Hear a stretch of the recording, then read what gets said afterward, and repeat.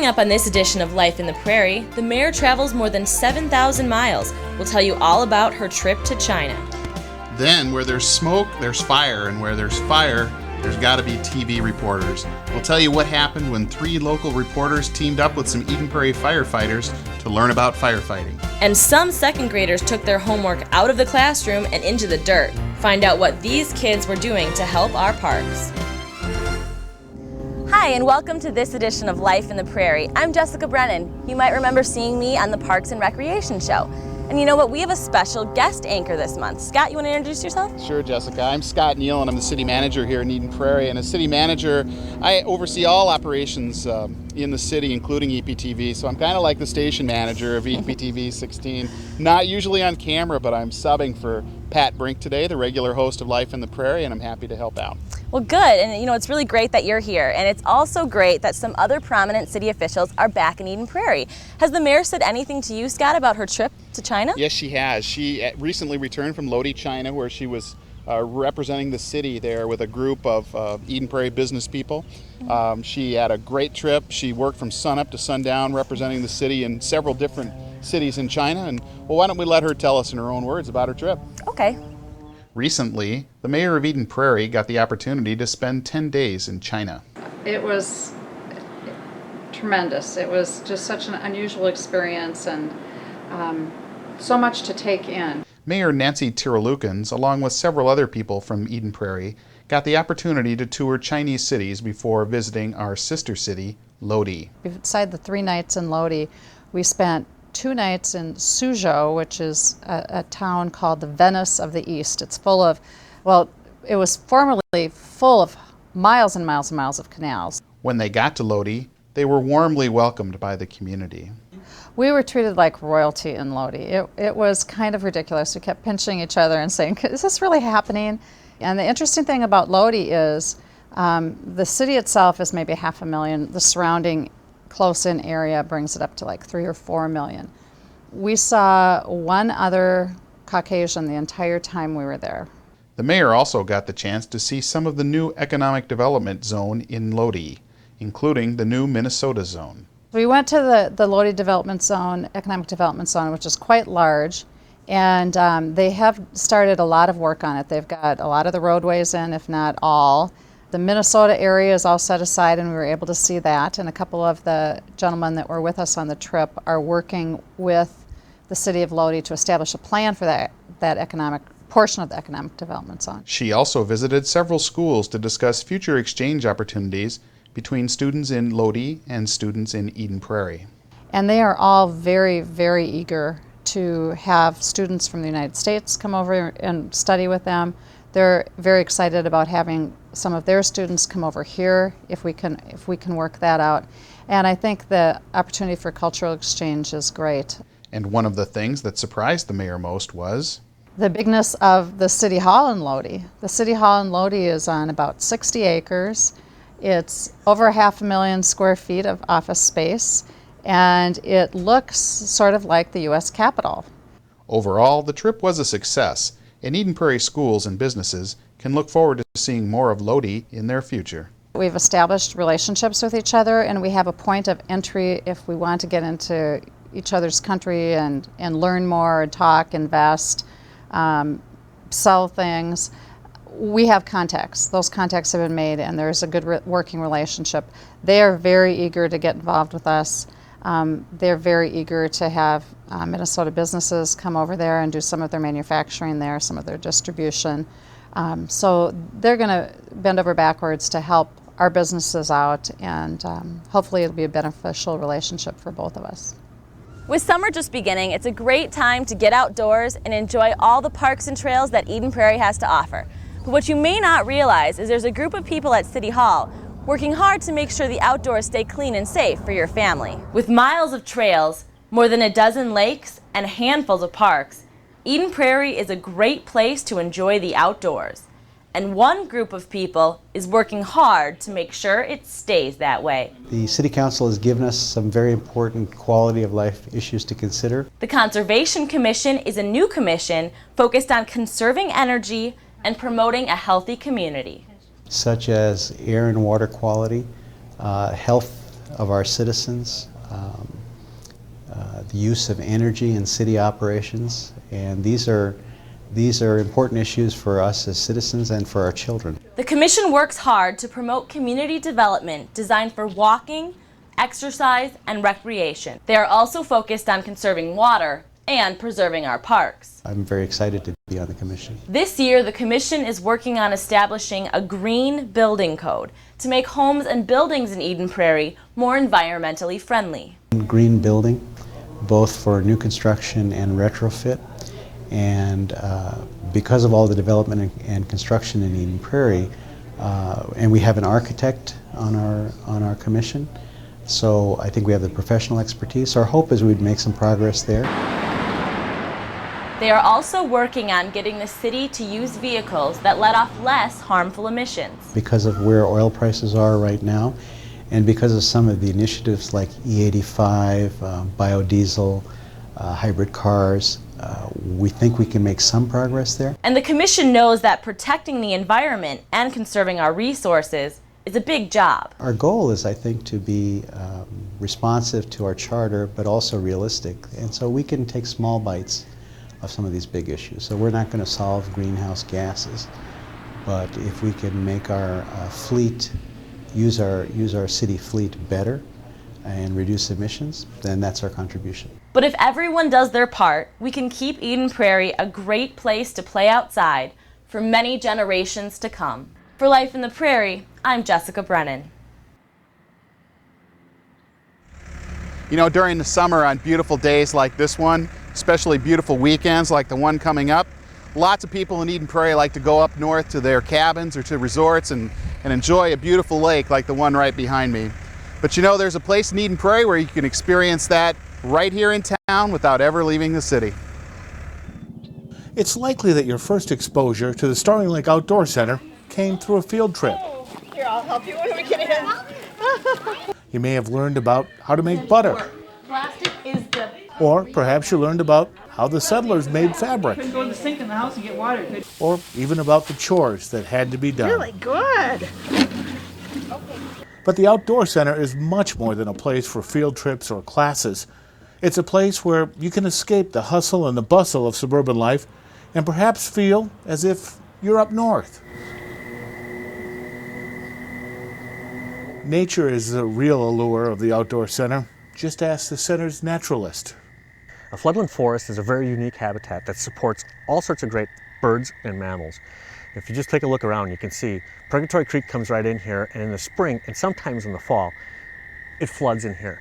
All of these trees, most of them are silver maples, are adapted to having water on the roots. Most trees would die. These trees love it, they thrive, they survive in this situation like that. And because of these trees and because of this floodland forest, we get all sorts of things like wood ducks, mallards, great blue herons. We've got muskrat, we have mink.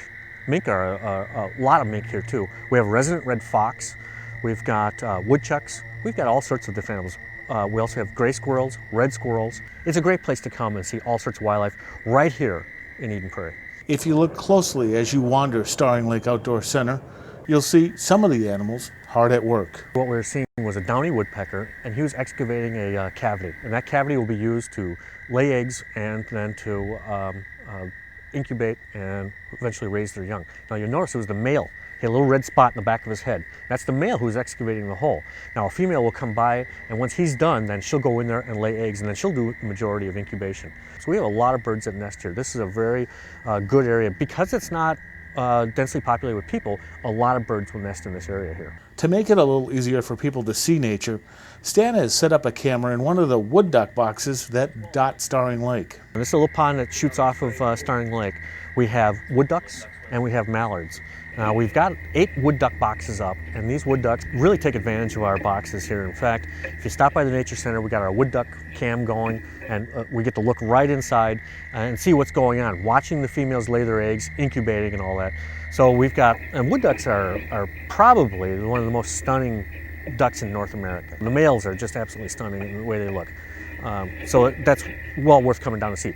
People go out of their way to see wood ducks. Wood ducks are a special duck, they really are. Whether you come to the Outdoor Center when storm clouds are beginning to roll in, or when it's raining, Or if you come at dusk, perhaps for a little fishing, or even if you come as the sun sets over Starring Lake, you're sure to enjoy your visit to this special spot here in Eden Prairie. You know, one of the best places to take your family this summer is out to one of our parks. And thanks to an 8-year-old Eden Prairie boy, kids in Eden Prairie have a brand new slide to look forward to this summer. A good playground is not complete without a slide. 3, go! Yay! But last summer, vandals burned down the tube slide at Starring Lake Park and took away one of the most beloved parts of the playground. When vandals torched that slide, they really deprived a lot of Eden Prairie kids of a really well-loved facility. One 8-year-old boy decided to do something about it. Tucker Zane sold wristbands to friends and family and raised enough money to buy a new slide.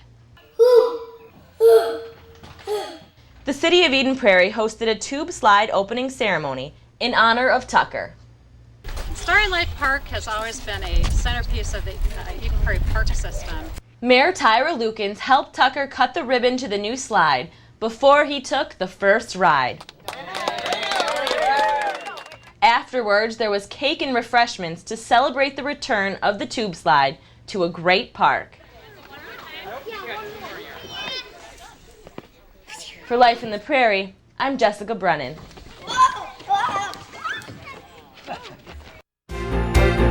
Coming up next on Life in the Prairie, he's the best of the best and he can be found in a school near you. We'll tell you who's the new police officer of the year. Then the ground has been broken. We'll tell you more about a special camp that's getting a much-needed renovation.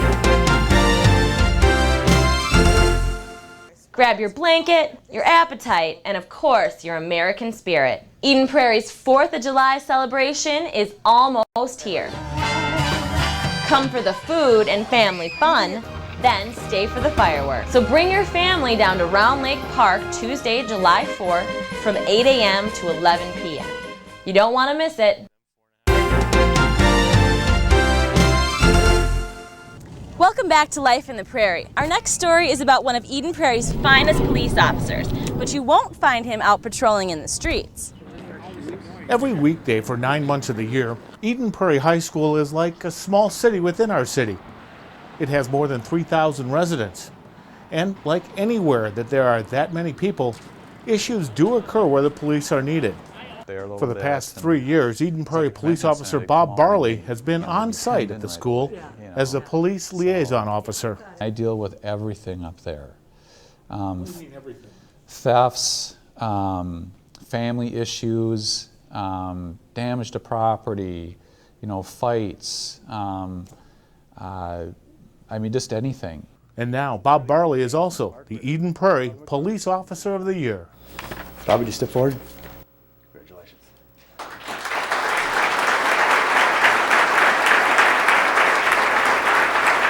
Bob's 17-year career as an Eden Prairie police officer actually began before he completed college at St. Cloud State. I was still a college student and came down here to visit my friends. Brent DuPont's another officer, and he said, you should test with Eden Prairie. They're testing tomorrow. So I thought, what the heck? And I came down and I tested, and they called me back for an interview, and then they did a background on me, and then they offered me a job. So, and I was still in college. I went up to college, talked to my advisor up at St. Cloud State, and he said, you're graduated, you're done. Now Bob finds himself back in the classroom, and this time he's at the high school level and teaching personal safety. Have a plan if something happens.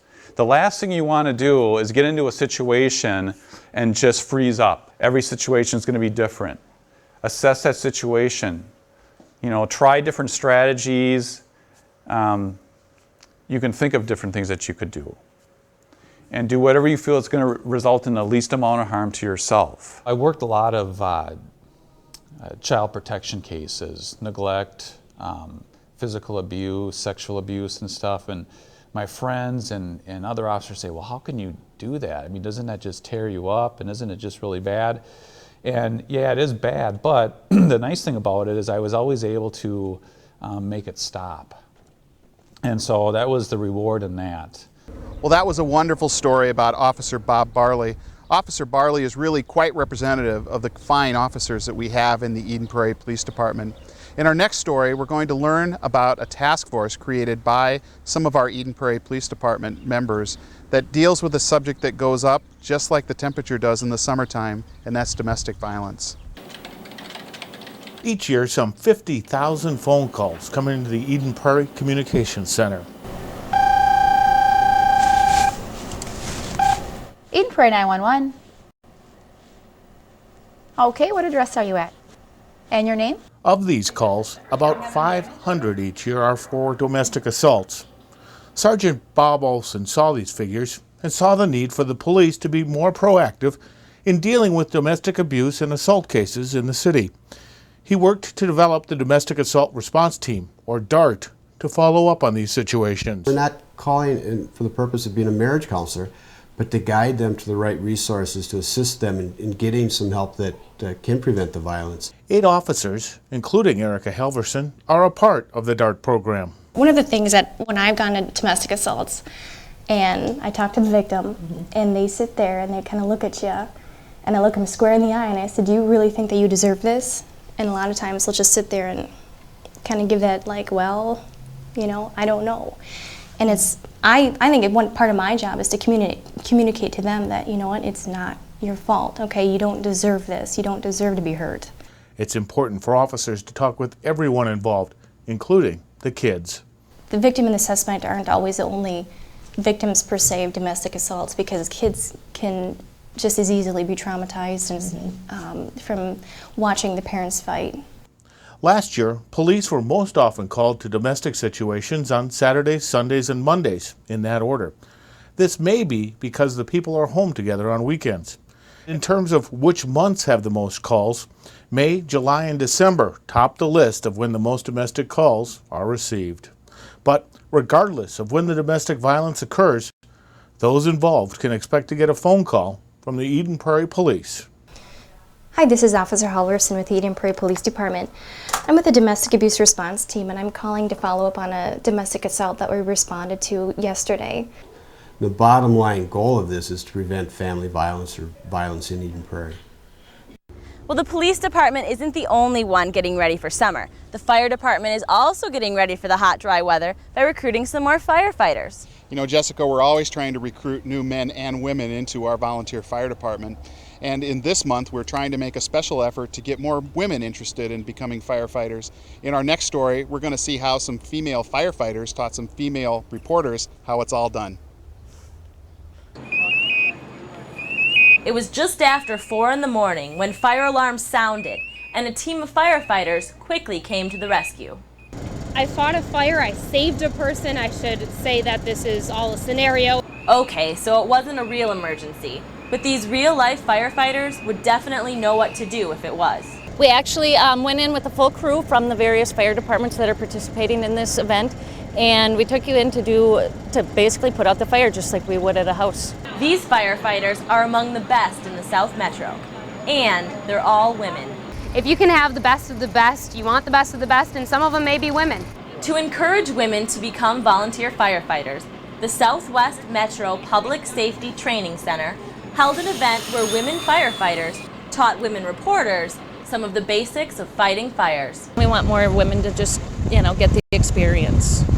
Reporters from Fox 9, KSTP, and WCCO all got the chance to experience firsthand what it's like to be a firefighter.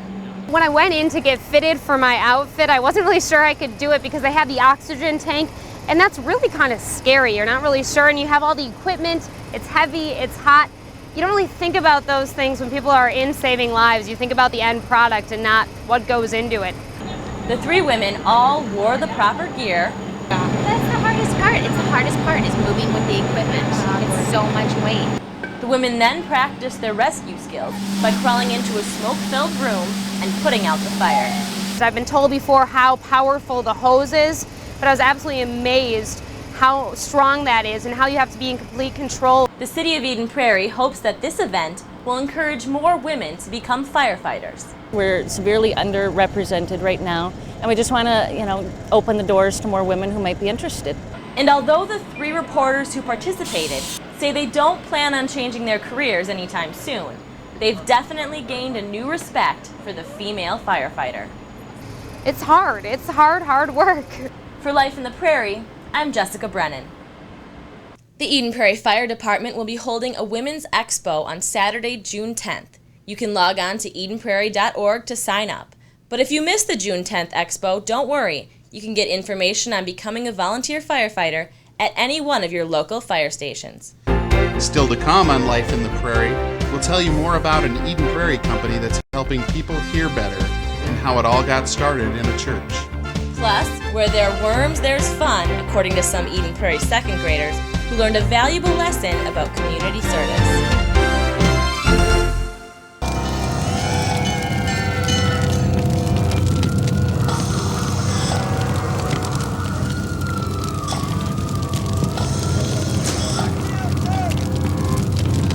You may think you'd have to be a man of steel to be a firefighter.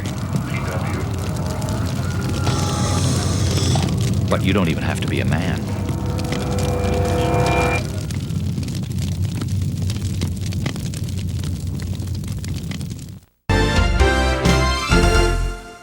Welcome back. You know, summer camp is a great opportunity for kids to learn and have fun during the summertime. In Eden Prairie, there's a special camp that provides the same opportunity for kids with disabilities. If these walls could talk, they'd tell you stories about joy that they've brought children. My daughter uses camp as the benchmark fun something is in her life. Children with needs so special that a special camp was started up just for them. And now the Edenwood Center is about to undergo some big changes to keep that tradition alive. While her mother At a was special patient at the ceremony in Glen May, Center. the ground was broke to start a $1.1 million renovation project. This renovation project would not have gotten started if we had not received more than a little help from a lot of the people who are in this room today. The camp opened in 1925 as a Glen Lake Children's Camp, and it served as a summer haven for kids with tuberculosis. In the late 1950s, Ark of Hennepin County began using the site as a day camp for people with disabilities. Now the camp is under the name Edenwood Center and is operated by an organization called Friendship Ventures. Though the name of the building's changed, its commitment to help people with special needs hasn't. It now offers children, teens, and adults with mental and physical disabilities a chance to enjoy programs in a camp setting.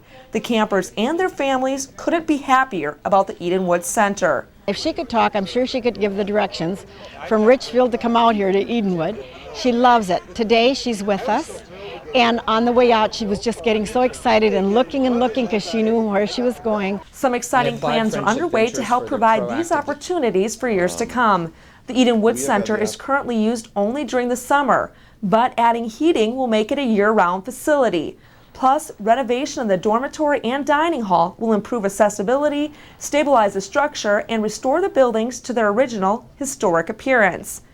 It's a piece of history that many people consider a second home. I like to say people with disabilities are more alike than different from all of us. And who doesn't enjoy a week at camp? For Life in the Prairie, I'm Heidi Sawyer. Talking on the telephone or watching TV, these everyday activities may be difficult for people with hearing loss, but there's one local business that's working hard to turn up the volume for thousands of people nationwide. The genesis of Williams Sound started right here in the Edina Church some 30 years ago, when a member of the congregation asked Jerry Williams if he couldn't help make it easier to hear and to understand the service. Jerry was an engineer by training, and he took care of the sound system in the church. It's one of his hobbies, and he hit on the idea of using a radio system to solve the problem. Today, Williams Sound has nearly 80 employees. It's grown by expanding from selling to just churches to selling its products to businesses, classrooms, theaters, and even as part of a guided tour. But the company didn't put all its eggs in one basket. It also began looking for ways to help individuals with their hearing problems. And one of its first products in this line of business was the Pocket Talker. This is the Pocket Talker Ultra. This is kind of our latest assistive listening device. And how it works is there's a microphone placed right on top of the unit here, and the listener who needs to improve their listening experience just points the microphone to the sound source, and it amplifies the closest immediate sound source to them. So it's great for doctor's visits or listening to an employer or any one-on-one conversation or small group environment. One of the company's newest products helps people hear their television set better without bothering others in the room. This is infrared, so it transmits an infrared signal to the receiver.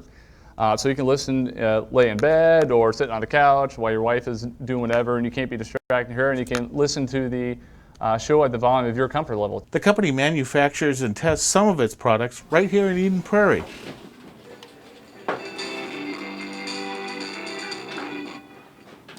The types of products that we make are really more for specific situational type of use, areas where people have the most trouble with hearing loss, and those are things like hearing the television, using the telephone, and listening in noisy places. The assisted listening device business is a growing one as the population ages. The places and situations where people will need help hearing are nearly limitless. Think about your kids in particular, if they have iPods, and just try to make them aware that they need to be careful, because once you damage your hearing, you can't get it back. And they can definitely damage their hearing. And while we like to grow our business and we like to have new customers, we can wait. As city manager, each year I get a chance to ask residents and businesses, why did you move here? Why did you choose Eden Prairie from among the many places where you could live or do business? And there are two responses I always get to that question: parks and schools. Eden Prairie citizens are very proud of their park system, and we have one of the best park systems in the Twin Cities, if not Minnesota. In our next story, we're going to see how a group of second graders from Prairie View Elementary School helped get their park system ready for this summer. Kids, worms, and dirt. I accidentally put my shovel on it. It's a recipe for fun. Kids, there's a fly on you. Second graders at Prairie View Elementary got the chance to get a little dirty while learning a lesson that can't be taught in the classroom. Planting flowers. About 40 kids, a handful of parents, and a few teachers spent a sunny afternoon planting flowers at Round Lake Park. They are getting Round Lake Park ready for summer. The students each had to raise $6 to buy the flowers by doing odd jobs around the house and in their neighborhood. We did lots of jobs, like we could have walked the neighbor's dog or babysat or do anything to earn $1. We raised a lot of money, and then we bought all these flowers to plant with. The flower planting is part of a program at Prairie View called Garden of Success, where kids learn about plants and the value of community service. We try to do a service project every year. The kids have to raise the money. They do different jobs and they earn $1 for their neighbors, for their families. And then we go and take a field trip to the greenhouse and they learn about the plants.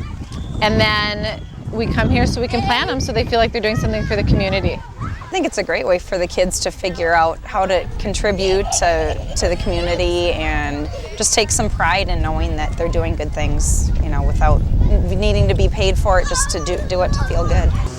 And a horticulturist for the city of Eden Prairie says he's happy to have the kids help. Oh, definitely. Definitely. They help. It's a memory for them, And after all the hard work was done, the kids enjoyed a well-deserved picnic lunch and a chance to enjoy a beautiful spring day. I think after lunch, we're going to play on that playground. For Life in the Prairie, I'm Jessica Brennan. Well, that's our show. Thanks for joining us for Life in the Prairie. And thanks to you, Scott, for joining us. Thanks, Jessica. It's been fun. And I understand that next month we're looking toward a best of feature from previous shows. Is that right? Yeah, that's right. Next month we're going to be bringing you a special best of edition of Life in the Prairie, where we feature some of our best stories from our best shows. So that should be fun. Yeah. Well, thanks for joining us today, and we'll look forward to seeing you next month on Life in the Prairie. Thank you. Have a great day.